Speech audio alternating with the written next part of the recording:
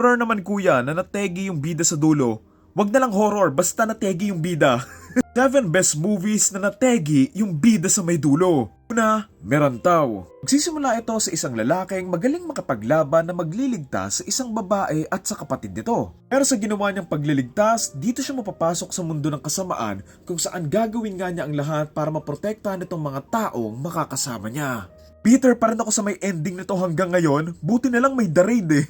Next, United 93. September 11, 2001, ilang grupo ng mga tao yung dumukot sa ilang eroplano para umatake sa Amerika, kabilang dito ang United Airlines Flight 93. Kung malaman nga nila yung nangyari doon sa iba pang mga eroplano at doon sa Twin Towers, dito nga gagawin ng mga pasahero ang lahat para makalaban at makuha pabalik sa kanila yung eroplano. Next, A Bittersweet Life. Magsisimula ito kay Sunwoo na nagtatrabaho sa boss niyang leader ng isang gang at dito nga siya uutusan nitong bantayan yung isa sa mga karelasyon nito. Pero itong si Sunwoo, naawa siya doon sa babae na pinrotektahan nga niya, pero malalaman ito ng boss niya, kaya naman dito nga siya nito paparusahan. Subukan nga siya nitong bawian ng buhay pero makakaligtas siya at dito nga siya maghihigante sa taong pinagsilbihan niya. Next, American Made. Kuwal ito sa isang piloto na nirecruit ng US government para mahuli yung mga kriminal na nagbebenta ng mga illegal sa bansa nila, pero dito mababaliktad yung posisyon niya nang magtrabaho siya sa isang taong nagngangalang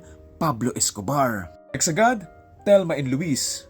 Ito sa mag-best friend na sina Thelma and Louise na magbabakasyon. Pero yung masaya sana nilang bakasyon ay mauuwi sa pagtakas nila sa mga pulis nang protektahan ni Louise si Thelma at binengbingan niya isang lalaking sinubukang pagsamantalahan si Louise. Kung to the last, Gladiator. Magsisimula ito sa isang magaling at malakas na general na magiging alipin matapos magalit sa kanya yung anak ng emperor nila. Kung nagluluksa sa pagkawala ng asawa at anak niya, dito siya magiging gladiator kung saan gagamitin nga niya yung lakas niya para makapaghigante sa mga taong sumira sa buhay niya. Special mentions muna tayo bago yung pinakahuli, The Boy in Striped Pajamas. Hindi ko na to nirewatch kasi hindi ko kinaya yung ending. Titanic, kasalanan to ni Rose eh.